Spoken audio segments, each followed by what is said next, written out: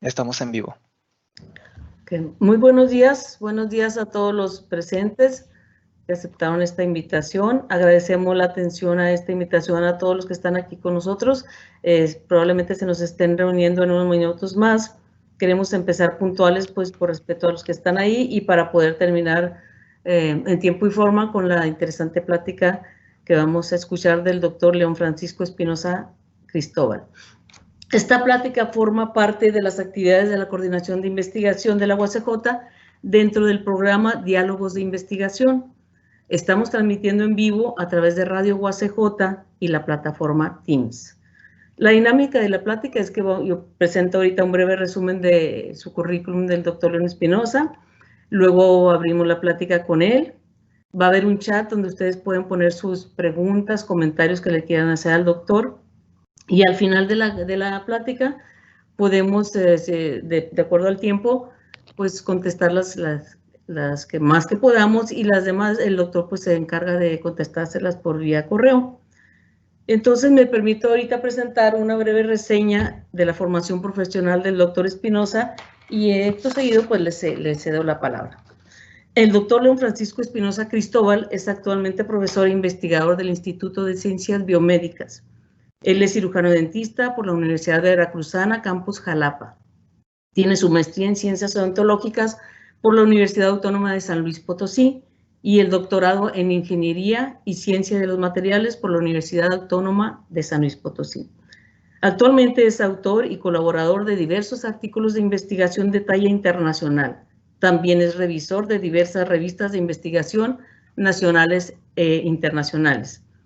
Es miembro del Sistema Nacional de Investigadores y profesor investigador de la UACJ. Entonces, sin más preámbulos, les comento que la plática del doctor se titula Nanopartículas de plata aplicado a la odontología. Que la disfruten y les cedo la palabra al doctor León Espinosa. ¿Cómo están? Buenos días a todos. Muchas gracias, maestra Irma, por la invitación y también agradecerles su gran extensión a esta plática. Agradezco mucho la atención de muchos asistentes que, bueno, por ahí me comentaron que son de diversas áreas, de diversas disciplinas, y eso es un gran placer que nos estén escuchando y para, pues, un poquito conocer un poco más sobre esta rama que es sobre la nanociencia y los nanomateriales, en este caso sobre las nanopartículas en el ámbito odontológico, que básicamente es el título de mi plática. Quisiera comenzar esta plática comentándoles que nuestra boca está pues lleno de bacterias, lleno de microorganismos en unos ambientes bien particulares, y todas esas características que hacen que nuestra boca funcione adecuadamente en un equilibrio de salud, pues se llama microbiota o microbiomas, y una alteración de estas características nos puede dar como resultado alteraciones que derivan, pues obviamente, en un problema asociado con enfermedades bucales. Los microbiomas, hablando un poquito sobre la literatura disponible, pues son biopelículas de diversos microorganismos con características bien particulares en su información, y esto hace que tengamos salud, o en algunas ocasiones, cuando esto se altera, pues desarrolla algunas patologías, enfermedades. Las más interesantes por su gran prevalencia a nivel mundial, y esto también incluye Ciudad Juárez, por supuesto, es la caries dental. La caries dental es una de las enfermedades más prevalentes a nivel mundial. La Organización Mundial de la Salud la considera como un problema de salud pública a nivel mundial. Y lo interesante de esta enfermedad, que es una enfermedad oral, es de que esta enfermedad se asocia con otras enfermedades del organismo. Y estas son algunas infecciones que se puede dar a nivel de la sangre, como las bacteremias, o algunas infecciones más localizadas, en este caso a nivel del corazón o a nivel del hígado. Otra de las enfermedades que también se asocia con microorganismos es la enfermedad periodontal, que no es más que una alteración de los tejidos que soportan el diente, que es la imagen de este lado, que es cuando tenemos encías inflamadas, un poquito de acumulación de cálculo y esto desarrolla movilidad en los dientes y una serie de alteraciones que puede llegar hasta la pérdida dental. Interesantemente, la enfermedad periodontal, así como la caries, se asocian con bacterias, con microorganismos involucrados en microbiomas, en biopelículas dentales.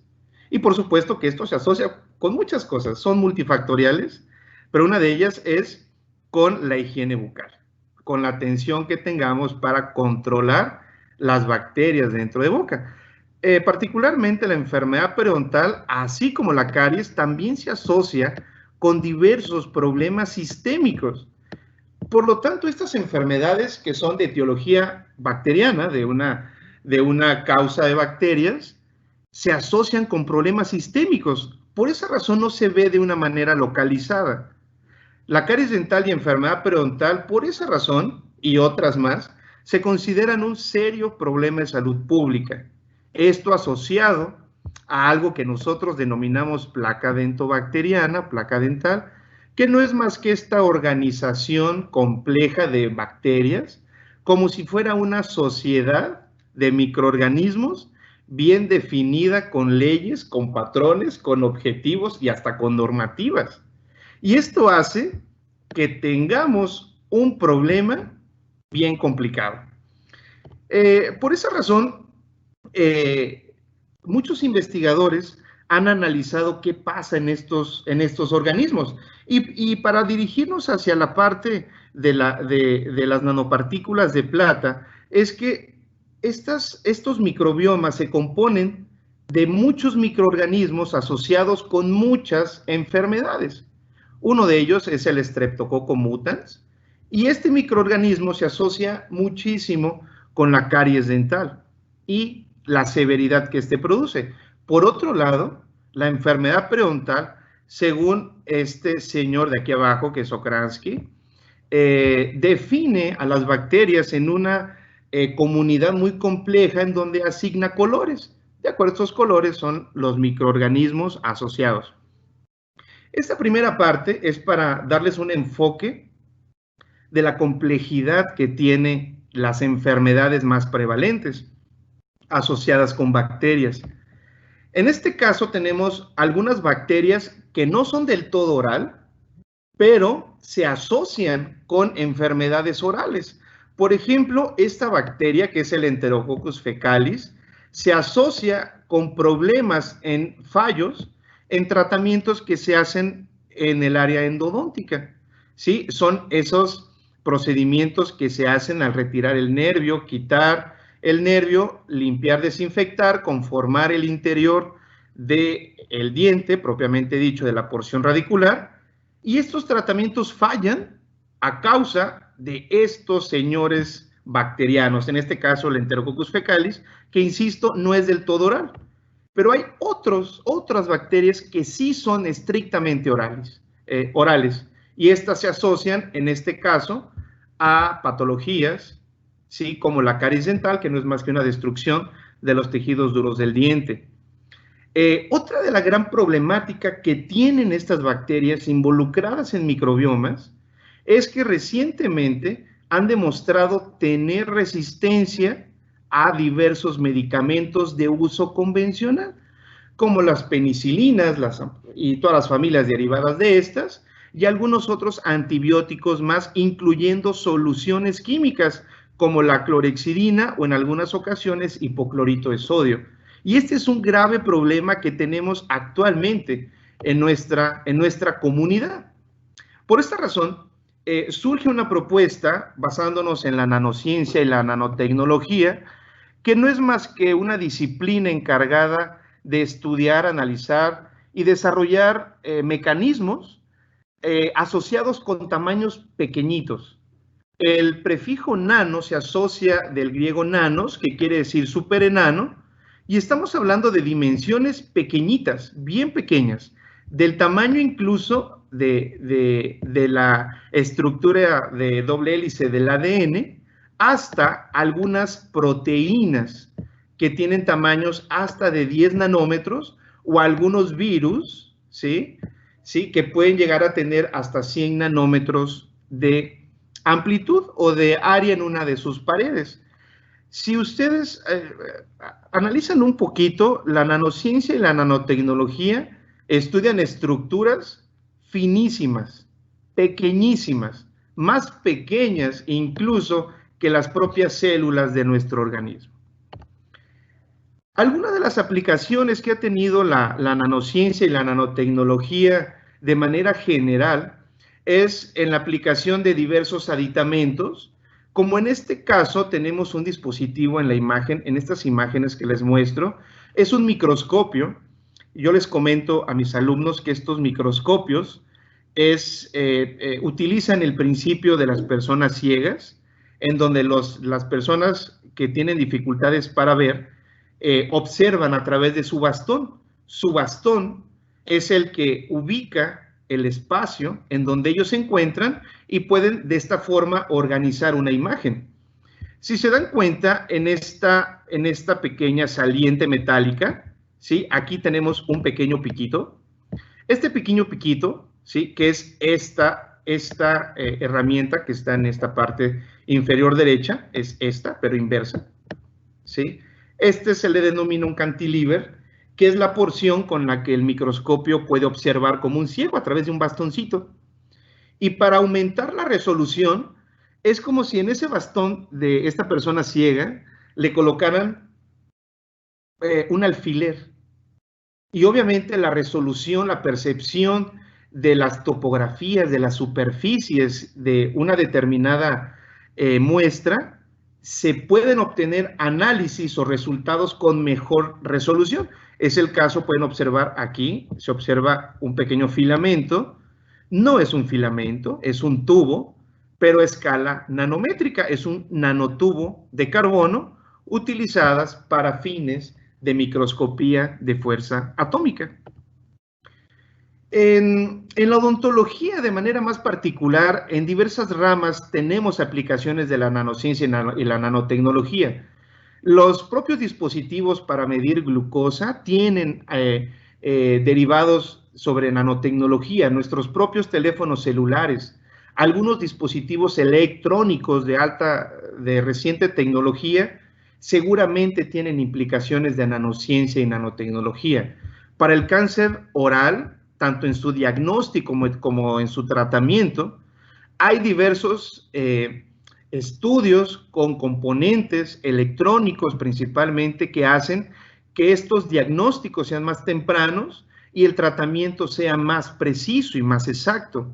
En los tratamientos endodónticos, que es cuando tenemos problemas de dolor en algún diente y se tiene que hacer limpieza, tal vez un proceso de desinfección del diente por la parte de adentro, se utilizan sustancias con efectos antimicrobianos, sustancias que pueden matar microorganismos como bacterias, hongos, virus, entre otras. Y aquí es en donde se está utilizando la nanociencia y la nanotecnología. En algunas características quirúrgicas, como en el área de periodoncia, incluso en el área endodóntica, en el área de implantología, entre otras, se utilizan algunos tipos de injertos o materiales que favorecen la regeneración ósea o tisular guiada, que son materiales que pueden ayudar al crecimiento, cicatrización de tejidos particulares con un éxito más predecible. Esta es solamente ponerlo como ejemplo. En el área de la implantología, básicamente más que tratar o hacer nuevas superficies a través de nuevos elementos, muchos estudian la micro-nanotopografía, favoreciendo la correcta aceptación del implante y una duración en boca mucho más prolongada a través de estos arreglos nanotopográficos dentro del propio implante dental. Y bueno, una que ha tenido mucha investigación en los últimos años es en términos de la rehabilitación bucal. Es cuando vamos al dentista y solicitamos que nos coloquen un material de restauración, como una resina, ¿sí?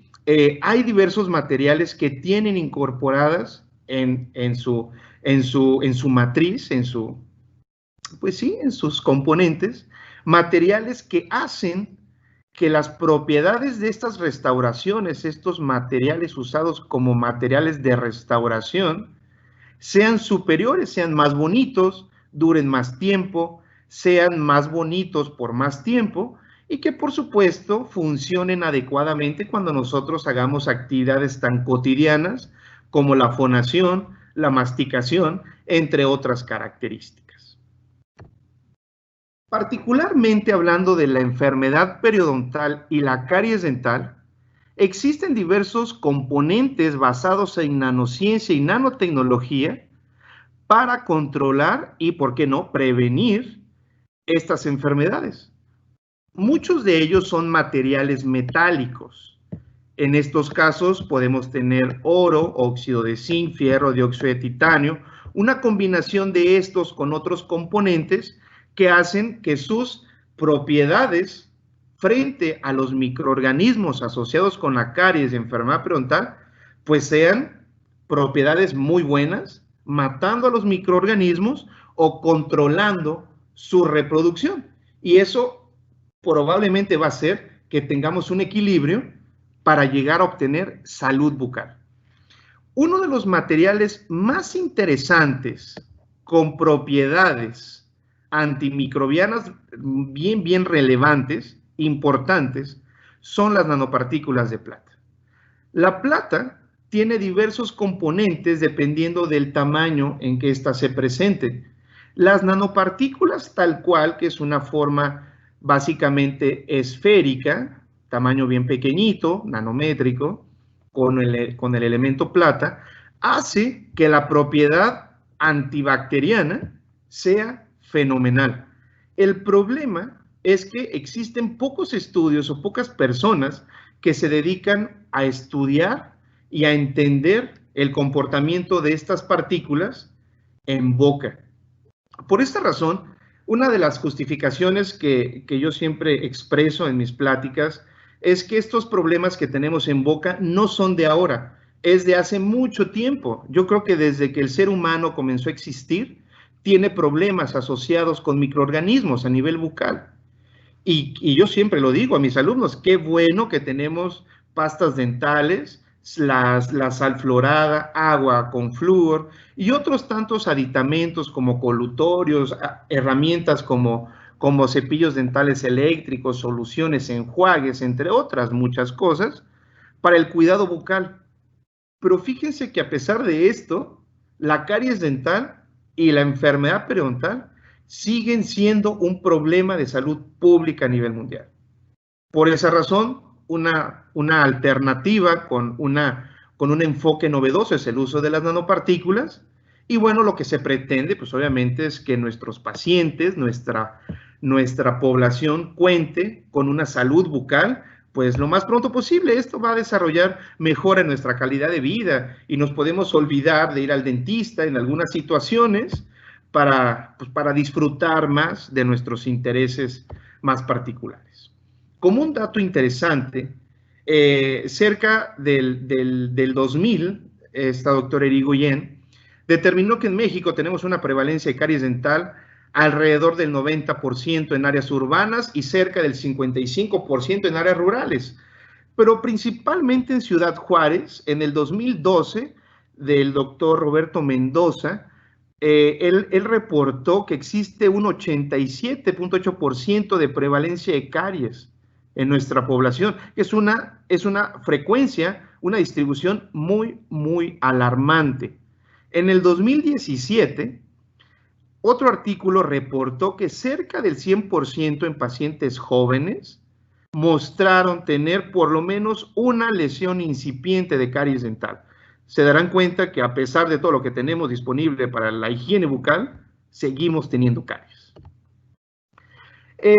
Las situaciones, nosotros cómo nos involucramos con el uso de las nanopartículas de plata relacionado a la caries dental. Y aquí es en donde yo les quiero compartir de manera un poquito más puntual lo que hemos hecho con las nanopartículas de plata, enfocándonos directamente a la caries dental o al uso odontológico.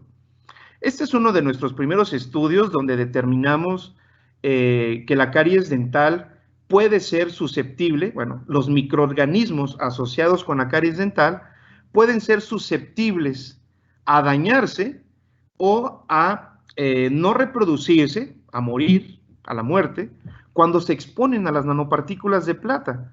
Afortunadamente, y digo afortunadamente porque había en este tiempo, estoy hablando del 2009, acá arriba está el año, había mucha investigación sobre nanopartículas de plata y cómo hacerlas, cómo prepararlas, y también había mucha información sobre la caries y las bacterias que se asocian con la caries. Pero nadie, por alguna razón, había utilizado estos microorganismos desde pacientes y haberlos expuesto ante las nanopartículas de plata. Esas son las partículas que nosotros hacemos y son de 3 tamaños diferentes. Esto que les estoy mostrando básicamente es la caracterización, es de qué forma, de qué tamaño son. Y en el cuadrito que ven ahí, que lo tomé así como está en el artículo, lo que indica básicamente es que nuestras partículas funcionan inhibiendo el crecimiento, la reproducción de la bacteria que se asocia con la caries dental. Esto lo que indica este artículo es que estas nanopartículas tienen un potencial muy alto para ser utilizadas frente a la caries dental. En este mismo trabajo, nosotros tratamos de encontrar un mecanismo, no solamente decir funciona para la caries, para el microorganismo, sino entender cómo hace, ¿sí? Y de aquí se deriva una serie de explicaciones sobre el posible mecanismo de acción de las nanopartículas de plata. Y entendiendo o tratando de entender un poco mejor el comportamiento de la nanopartícula cuando se expone a estas bacterias del Streptococcus mutans, empezamos a generar otras ideas para entender el comportamiento. Y se sabe que esta bacteria, que es el Streptococcus mutans, asociada con caries, insisto, tiene unas subespecies, es como unas subrazas, que se les denomina serotipos. Estos serotipos, particulares serotipos, se asocian con enfermedades tan graves como infecciones en la sangre, infecciones en el hígado, infecciones en el corazón. Y esto es tan importante del por qué controlar la caries dental, por qué es tan importante ir al dentista, por qué es tan importante desarrollar nuevas alternativas que tengan el potencial para combatir todo lo relacionado a los microorganismos asociados con la caries. En estos cuadros que les presento, bueno, son las características de las partículas que nosotros preparamos. Y en el cuadro de abajo, que es el cuadro 4, tenemos esos 4 serotipos, que son las subespecies, y con estos trabajos nosotros entendemos cómo las nanopartículas pueden actuar ante el Streptococcus mutans y cómo estas peculiaridades en sus subespecies se asocian con la efectividad de estos materiales, de estos nanomateriales. Interesante porque es como contar una historia que ustedes, o mejor dicho, nosotros hemos ido formando, estructurando a base de evidencia y de mucho esfuerzo y de muchas horas de trabajo. Aquí son unas imágenes donde tenemos el serotipo C, que es un serotipo muy frecuente dentro del Streptococcus mutans. Muchos de nosotros tenemos con mayor frecuencia el serotipo C. Afortunadamente el serotipo C no es tan agresivo como el serotipo K o el serotipo F, ¿sí? Afortunadamente el más frecuente es como que el más fácil de eliminar. Los problemas suceden cuando los otros serotipos se comienzan a disparar en número y en términos de mutación, ¿sí? Estas son imágenes representativas de cómo funcionan las nanopartículas de plata en los diversos tamaños frente al serotipo C del Streptococcus mutans. Otro trabajo que siempre me gusta resaltar mucho es este, y este habla no de matar el Streptococcus mutans, no de inhibir la reproducción de la célula del Streptococcus mutans, sino es evitar que el Streptococcus mutans se pegue a los dientes, evitar que el Streptococcus mutans se adhiera a las superficies de los dientes. Es como ese principio que tienen muchos enjuagues bucales en donde dicen, puedes hacerte un enjuague bucal con esta sustancia y la formación de placa dentobacteriana se va a desacelerar. Si se formaba en 1 hora, bueno, ahora se va a formar en 4 o 6 horas. Entonces, este principio o esta idea surge porque el Streptococcus mutans forma parte del microbioma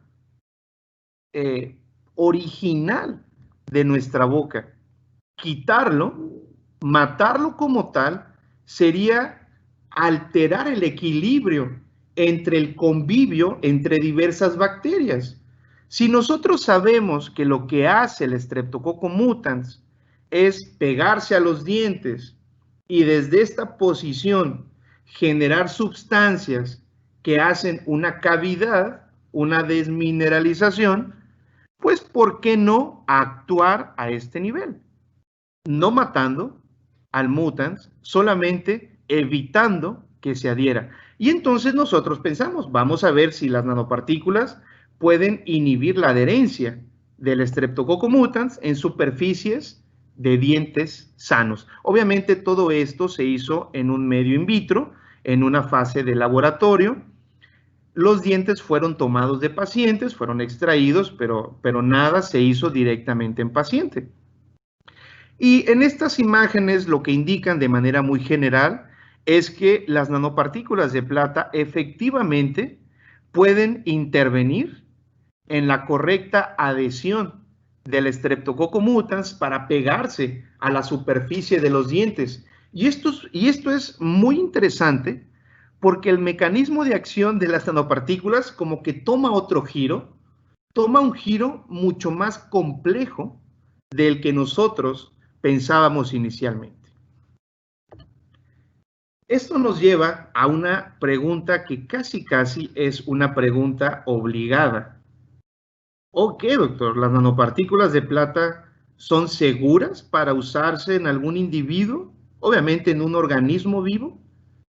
Y la respuesta es posiblemente. Las nanopartículas de plata, nosotros hicimos este trabajo también y quisimos explorar, conocer cómo era el nivel de toxicidad, en dónde se iban las nanopartículas en un organismo y cuánto se acumulaban. Y al mismo tiempo, qué es lo que hacían en algunos tejidos. Y esto voy a resumir un poco sobre estos resultados. Y las nanopartículas de plata, lo que hicieron, o lo que hicimos en este trabajo fue dárselas de beber, como si fuera un colutorio que por accidente te tomaras, te tragaras cuando te estás lavando los dientes, y se las dimos de beber a unas ratitas. Estas ratas no desarrollaron signos ni síntomas clínicamente apreciables, quiero decir, aparentemente eran ratas sanas. Las que tomaron nanopartículas se comportaron igualitas que las que tomaron agua, ¿sí? Cuando tomamos muestras de sangre y comenzamos a explorar cuáles eran los valores en la alteración hematológica o en la química clínica de la sangre, comenzamos a observar que cuando dábamos dosis muy altas de nanopartículas, había problemas hepáticos y había problemas renales a largo plazo, a 55 días. Pero cuando era por cortos periodos, no teníamos ninguna señal sobre toxicidad. Vimos que la acumulación de la plata, de las nanopartículas de plata, fue más en intestino delgado, fue más en riñones, en hígado, y lo interesante es que también salió en cerebro. Pero aún así, con esta concentración de cerebro, en cerebro, que nos habla sobre una agresividad un poquito elevada de las nanopartículas de plata, la concentración que nosotros obtuvimos de plata proporcionalmente, relativamente fue baja. Lo único que encontramos a nivel histopatológico fue esto, que no es más que un proceso inflamatorio a nivel del intestino delgado. Y básicamente es obvio porque a lo mejor se puede estar asociando con la vía de administración, como se las dimos de beber, y todo el nivel mayor de absorciones en intestino delgado, seguramente ahí estuvo el problema.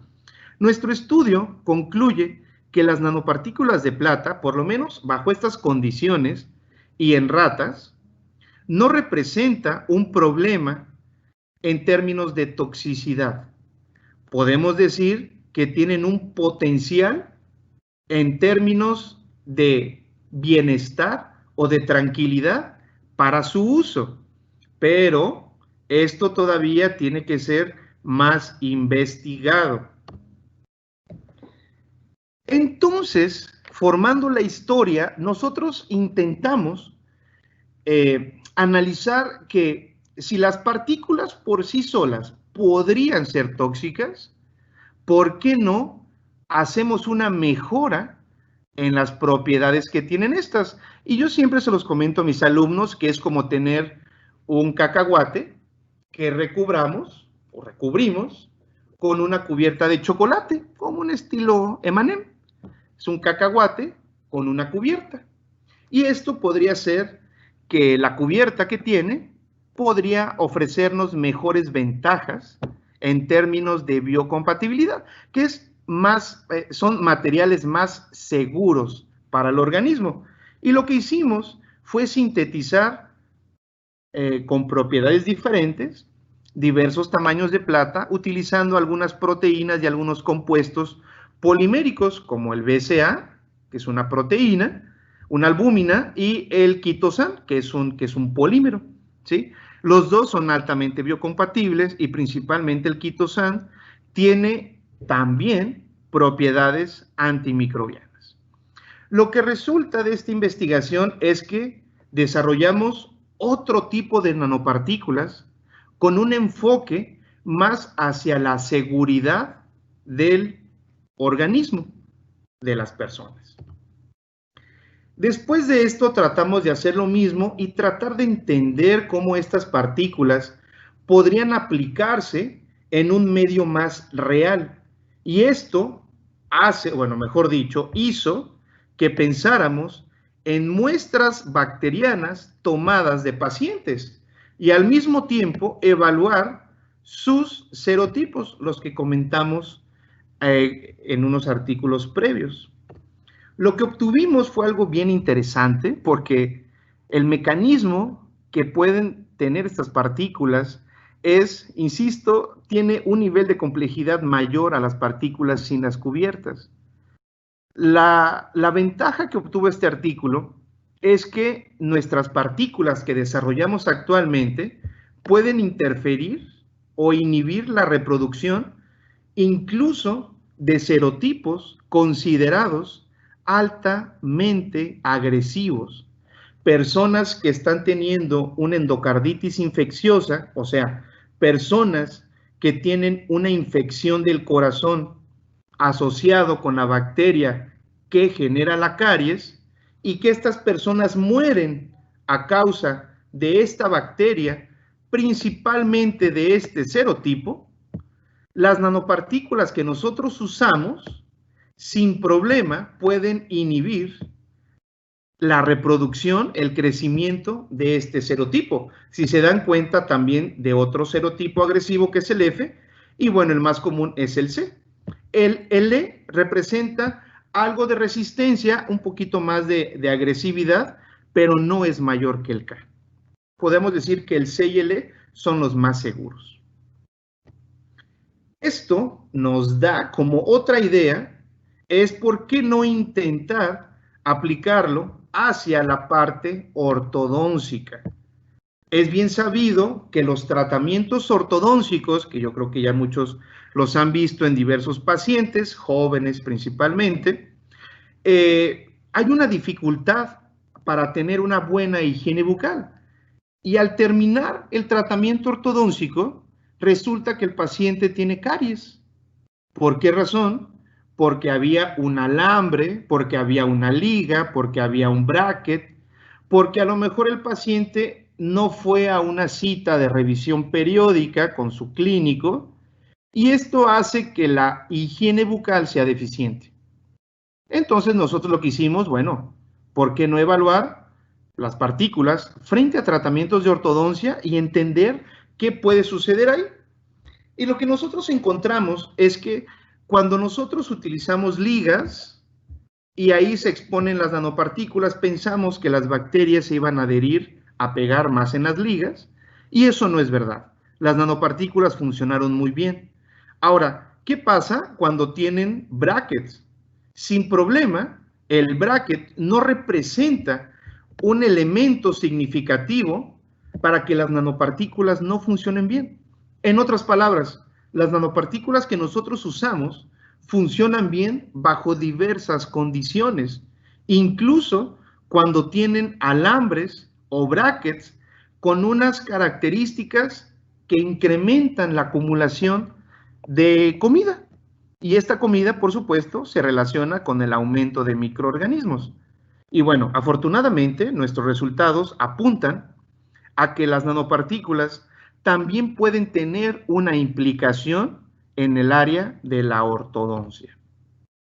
Esta es la continuación de este trabajo y les decía que los arcos usados en este estudio, que son los arcos más comunes, que son los arcos de acero, son los arcos de níquel-titanio y son los arcos de cobre-níquel-titanio, que se utilizan con mucha frecuencia en ortodoncia, no representan un problema para el efecto que tienen las nanopartículas, pero sí podemos identificar que dependiendo del tipo de arco, podemos tener un comportamiento diferente cuando se exponen las nanopartículas.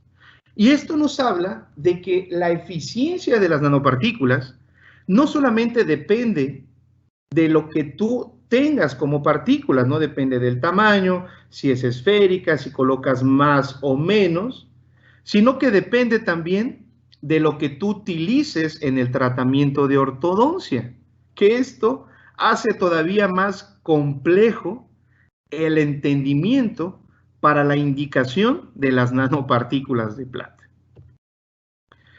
Estas son unas imágenes bajo microscopía de fuerza atómica y lo que nosotros intentamos externar con estas imágenes es que los arcos tienen diferentes características a nivel micrométrico y esto seguramente se asocia con el potencial, con la efectividad que tienen las nanopartículas de plata. Y bueno, esto ya es uno de nuestros últimos trabajos, espero no estarlos confundiendo. Este es uno de los primeros trabajos, de hecho lo digo con mucho orgullo, mucho orgullo por el equipo de trabajo que se tiene en la universidad, particularmente en el Instituto de Ciencias Biomédicas, ahí en el Departamento de Estomatología, es que nosotros obtuvimos placas dentobacterianas, que es una serie de microorganismos dentro de una misma muestra, que es una situación real. Este tipo de trabajos no lo ha desarrollado nadie, por lo menos no en este año, no cuando se publicó el artículo, y habla sobre el potencial que tienen las nanopartículas, no solamente para matar una sola bacteria de manera individual, sino matar, controlar bacterias incluidas en una sola muestra de placa dentobacteriana. Es como no es lo mismo que un solo jugador de fútbol sea el que meta los goles o el que haga ganar al equipo, comparado con que el equipo por sí solo, combinando esfuerzos de diferentes habilidades, puedan hacer un gol. A esto me refiero con los microbiomas o con las biopelículas que se aíslan de pacientes que están tomando grandes cantidades de azúcar, que están tomando antibióticos, que están tomando otras sustancias que pueden hacer que estas bacterias sean más resistentes. Y es a donde nosotros llegamos. La conclusión, un poquito resumida, es que nuestras partículas, otra vez, efectivamente pueden controlar el crecimiento de los microorganismos involucrados en estas muestras, ¿sí? Y miren cómo aquí abajo nosotros hicimos una evaluación de los microorganismos que estuvieron presentes en estas muestras. Esto fue de manera aleatoria. Y en la mayoría de los microorganismos tuvimos una presencia positiva. Y estos microorganismos no solamente se asocian con una caries activa, sino que también se presentan microorganismos para enfermedad periodontal activa. En este caso podríamos decir la Porphyromonas gingivalis, la Tannarella forsythia y la Protozoa intermedia, ¿sí? En donde estos microorganismos se expusieron al mismo tiempo frente a un ambiente, insisto, un ambiente clínico particular de cada individuo ante las nanopartículas. Si se dan cuenta, tenemos problemas en el entendimiento del mecanismo de acción. Y hablo o lo menciono como problema porque lo que les comenté anteriormente, se le tienen que sumar todavía hábitos del paciente. En este caso, la consideración hormonal. Las mujeres, por alguna razón, yo supongo que es por la condición hormonal, en diversos estadios, se puede asociar con más resistencia a las nanopartículas de plata, mientras que los hombres son más sensibles, mejor dicho, las bacterias que tienen los hombres en boca son más susceptibles a las nanopartículas de plata. Pero no solamente involucra esto, sino también que hay una gráfica que no anexé a esta diapositiva, en donde el tiempo de eficiencia, el tiempo activo, el tiempo de acción antimicrobiana de las nanopartículas de plata, por lo menos resulta en 24 a 48 horas, cosa que algunos colutorios que tienen el mismo, o por lo menos la misma meta, controlar bacterias, ¿sí? Duran escasas horas. Una gran ventaja de las nanopartículas, y hasta este momento, una de las metas, o mejor dicho, conclusiones de manera general, es que las nanopartículas de plata, pues en términos de predicción, es muy probable que tengan un espacio bien definido para el control de la caries dental y es posible que también de enfermedad periodontal. Ya para finalizar, estos son algunos de los artículos de los cuales he sido colaborador y también agradezco mucho la confianza de estos autores, principalmente los autores de correspondencia, que son los autores intelectuales de estos trabajos, en donde involucran las nanopartículas de plata siempre para un fin biomédico o un fin odontológico, que no es más que el control de microorganismos que tienen resistencia antimicrobiana, que tienen resistencia a diversos medicamentos usados muy comúnmente por los médicos familiares o por los especialistas en el área de la medicina, ¿sí? Finalmente, todo esto que se hace, doctores, tantas horas, tantas horas de trabajo, tanto leer, tanto escribir, tanto repetir los mismos mecanismos y al fin y al cabo rechazarlo porque no tiene una secuencia lógica, ni física, ni química en los términos que ustedes decidan, todo es para esta otra diapositiva. Es ofrecerle a nuestra población, a nuestras familias, a nuestros vecinos, a los que apenas están creciendo y formándose, a nuestros alumnos de licenciatura, especialidad, maestría y doctorados, que se enfoquen en la solución de los problemas reales, solución de problemas actuales. En este caso, evitar que aparezcan estas lesiones cariosas, estas condiciones periodontales por tal vez una mala higiene bucal o una información inadecuada, o aunque tengan todos los parámetros de higiene bien realizados, como les dice su dentista, aún así podemos tener estos problemas. Al fin y al cabo, el objetivo, yo creo que puedo incluir a otros especialistas de ciencias de la salud, es llegar a la imagen de su pantalla del lado derecho. Una salud bucal, una armonía entre la boca y la parte sistémica, la parte general de nuestro cuerpo.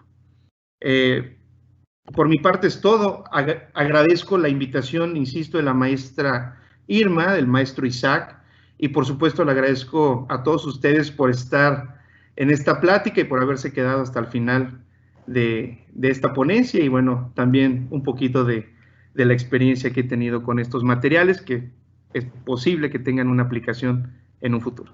Muchas gracias a todos. Bueno, doctor, pues qué interesante está todo esto y qué felicidades por la forma de comunicar la información, porque pues los que no estamos relacionados con la odontología la entendimos perfectamente. Quiero comentarle a los participantes que pueden hacer unas en el chat, está abierto para que hagan preguntas al doctor, comentarios, lo que ustedes gusten. Todavía tenemos unos minutos para que él pueda apoyar con más información si se quedaron con alguna duda.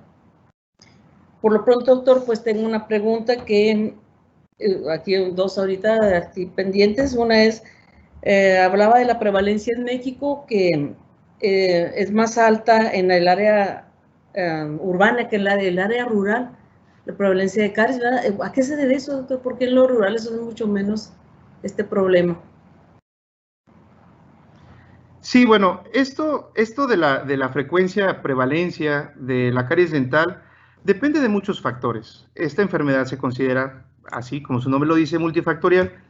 Y esto que dice la señorita, la doctora Irigoyen, es en su discusión, reporta porque las zonas urbanas tienen un acceso mucho más fácil a la comida, principalmente a dietas altas en sacarosa, altas en azúcares, altas en carbohidrato. A pesar de que las zonas urbanas tienen mayor acceso, una facilidad a la atención clínica odontológica, es posible que los hábitos de higiene, y como lo dijo el subsecretario de Salud, López-Gatell, los hábitos alimenticios, los hábitos nutricionales, se asocien con el desarrollo de la caries dental. La contraparte es la zona rural, en donde en ocasiones no se tiene un acceso a alimentos de este tipo, en ocasiones, porque se sabe que hay diversas marcas comerciales que llegan a lugares que ni siquiera llega la luz eléctrica, ¿sí? Ese es uno de los principales argumentos que da esta doctora Irigoyen para estas frecuencias tan diferentes en estas poblaciones. Muchas gracias, doctor. Tengo una pregunta aquí. ¿Cuál es el tiempo de vida aproximadamente de las nanopartículas en la boca o en el organismo? Sí, bueno, esa es una pregunta bien interesante, ¿eh? Yo también quisiera saberla, ¿sí? Porque las diversas condiciones que tienen los organismos varían entre uno y otro, ¿sí? Depende si las nanopartículas de plata se administran vía oral, por tomadas, ¿sí? Tiene un tiempo de vida muy diferente a las nanopartículas de plata, por ejemplo, que se administran a través de un vaso sanguíneo, que se pueden inyectar a través de un vaso sanguíneo, vena o arteria, ¿sí? O incluso esas que se pueden colocar de manera peritoneal, aquí al ladito del ombligo, ¿sí? Como lo hacen muchos a través de procesos insulínicos. Pero también es bien diferente el tiempo de vida, y cuando hablamos tiempo de vida, es que sigan siendo partículas, sigan siendo de ese tamaño, que no se oxiden, que puedan permanecer en el cuerpo o en su caso que se puedan excretar, ¿sí? Insisto, esto depende de muchas cosas. No es lo mismo la excreción de unas nanopartículas que se toman, ¿sí? A la excreción, acumulación de unas partículas que se inyectan, por ejemplo, intramuscularmente. Las intramusculares y las que se colocan a través de un vaso sanguíneo, a través de una cánula, ¿sí? Se ve que son mucho más agresivas y se acumulan mucho más en cerebro que en la vía hepática, que en hígado o en la parte renal, ¿sí? Esto es mucha variación. Tendríamos que pensar mucho las condiciones de las nanopartículas, cómo se prepararon, en qué sujeto se están administrando, ¿sí? Okay. Gracias, doctor. Otra pregunta. Dice, y ante esta resistencia que mencionó en mujeres, ¿el mecanismo de acción, o es decir, el tiempo de acción, es el mismo en hombres y mujeres? La respuesta, bueno, si nos basamos en mi trabajo, la respuesta en términos estadísticos es sí. Es sí.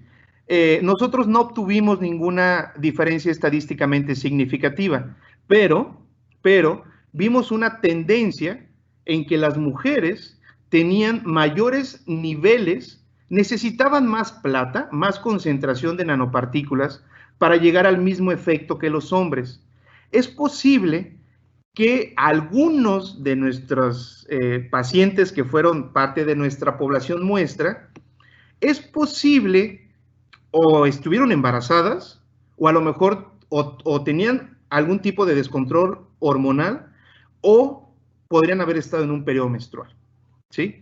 Estas características hacen que exista un desbalance en la inmunología y hace que bacterias como la enfermedad periodontal y algunas bacterias asociadas con caries tiendan a reproducirse más rápido. Ok, muy bien. Otra más, doctor. ¿Cómo sería la activación de estas nanopartículas en el organismo?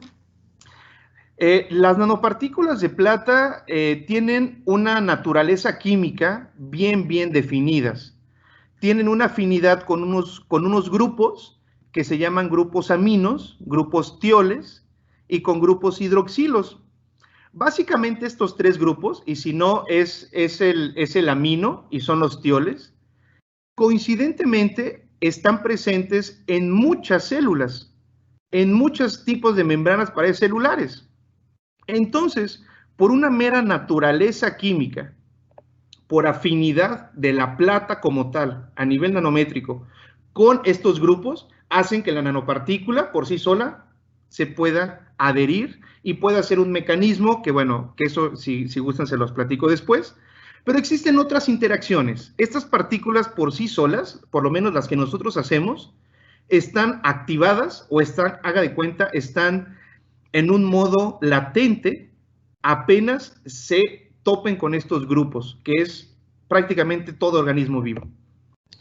Muy bien. Otra pregunta, doctor. ¿Cuál es el tamaño promedio de las nanopartículas de plata obtenidas en su grupo de trabajo? Sí, bueno, nosotros tenemos tres tamaños de nanopartículas de plata. Nosotros las etiquetamos a grosso modo como pequeñas, medianas y grandes. Las pequeñas oscilan alrededor de los 9 a 12 nanómetros, las medianas oscilan alrededor de los 16 a los 30 nanómetros y las más grandes oscilan entre los 85 y 115 nanómetros. Ok, doctor. ¿Cuál es el proceso de síntesis que se lleva a cabo para la obtención de dichas nanopartículas? Bueno, es un proceso bien común, es un proceso relativamente sencillo en términos de tiempo, de costos y de complejidad, utilizando un método que se llama óxido-reducción, ¿sí? En donde básicamente se utilizan medios acuosos, utilizando un precursor, un agente reductor y un agente estabilizador, ¿sí? Estabilizador para definir el tamaño de las partículas. Correcto. Otra comentario y pregunta, dice: felicidades por su presentación. Mi pregunta va enfocada a la pigmentación que dejan las nanopartículas. ¿Cómo controlan eso? Es algo bien interesante, ¿eh? Es bien interesante. Esa pregunta creo que no la voy a poder responder de manera objetiva, pero en alguna ocasión cuando estuve en maestría, lo que hice fue meter dientes extraídos en unos tubitos que tenían nanopartículas de plata de diversos tamaños. Y los dejé ahí, así, o sea, no era tema de mi estudio, pero los dejé ahí por algo de tiempo. Y sí hubo una pigmentación, pero le estoy diciendo que lo dejé creo que cerca de 4 a 5 meses, ¿sí? En concentraciones bien altas. Nosotros hemos utilizado las nanopartículas de plata por lo menos a 48 horas de manera continua en dientes extraídos y no hay pigmentación, ¿sí? No hay pigmentación. Sin embargo, necesitamos evaluar si realmente la nanopartícula puede estar involucrada en el tejido adamantino, o sea, el tejido del diente más externo, ¿sí? O incluso podría llegar a tejidos más internos, como la dentina. Y esto, si realmente está causando una pigmentación o se puede aclarar. Esto es un tema bien interesante que nosotros no hemos abordado este enfoque de las nanopartículas de plata. Entonces da para más estudios, ¿verdad?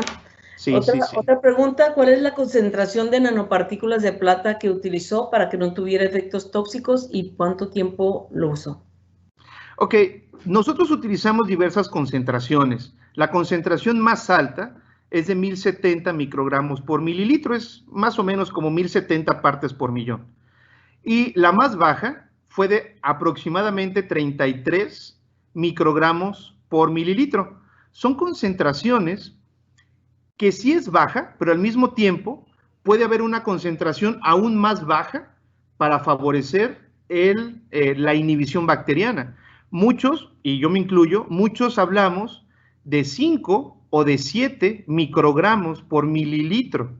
Es casi como 2 o 3 veces menos que la de 33 microgramos por mililitro, ¿sí?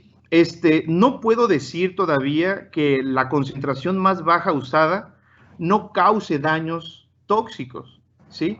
Puesto que nosotros se las dimos de beber. Es posible que si colocamos esa misma concentración inyectadas por la vía que usted decida o por la que se considere, es posible que su agresividad sea mayor. Y bueno, se relaciona un poco con la última pregunta que le vamos a hacer. Las demás, pues él se las podría contestar ya directamente por razón de tiempo. Dice, ¿existe algún efecto nocivo de las nanopartículas de plata en el organismo? Ok, para responder esta pregunta, quiero basarme únicamente por la situación del elemento plata. La plata por sí solo tiene un comportamiento citotóxico bien definido, o sea, sí son tóxicas, pero cuando hablamos de toxicidad no podemos hablar solamente de un elemento o de un factor asociado a tal. No podemos decir que unas nanopartículas o que las nanopartículas de plata sean tóxicas por un simple argumento de que tiene plata. No, podríamos decir que el agua también es tóxica en ciertos volúmenes y en ciertas condiciones, en ciertos sujetos. Es lo mismo lo que sucede con el paracetamol, digo, disculpen mi comparativa análoga, es lo mismo cuando usamos paracetamol de 500 miligramos y cuando usamos ketorolaco a 10 miligramos. Necesitamos identificar las dosis y necesitamos identificar las vías de administración. Necesitamos identificar el tiempo que el paciente necesita estar tomando el medicamento, ¿sí? Y también necesitamos saber la susceptibilidad o la sensibilidad del paciente frente a tal sustancia. A todas esas características, y me faltan más, a todas esas características se le considera una terapéutica. La terapéutica para las nanopartículas de plata aún no está bien definida. Aún no está bien definida. Muchos estudios han evaluado pacientes que utilizan una sustancia que se llama microdin para desinfectar frutas y verduras. El microdin es plata coloidal, son nanopartículas de plata aproximadamente de 50 y de 70 nanómetros. La concentración que usan son bien bajas, pero muchos utilizan esta sustancia de manera cotidiana, periódica, 3 veces al día, 2 veces, 1 vez al día, y lo ha utilizado por mucho tiempo. Y aunque no se quiera pensar de esa forma, las nanopartículas, por supuesto que deben estar en los alimentos que en algún momento consumimos. Pero bueno, a lo que voy es que la terapéutica, por supuesto, en el uso seguro de las nanopartículas de plata, todavía está por definirse. Uy, doctor, pues muy interesante su plática. Hay algunas preguntas, nos pidieron su correo y el doctor Isaac Sánchez lo puso aquí para que se puedan comunicar. Los que dejamos fuera, pues por cuestión de tiempo, el doctor puede responderles si gustan escribirle su correo. Y le agradecemos tan interesante plática en nombre de la Coordinación de Investigación del doctor Isaac Lebardo Sánchez, que es el coordinador de investigación en la UACJ. Agradecemos que nos hayan estado aquí atendiendo a la plática interesante del doctor. Sigan pendientes, por favor, en Diálogos de Investigación, porque vienen pláticas también muy interesantes de diferentes temas de la institución.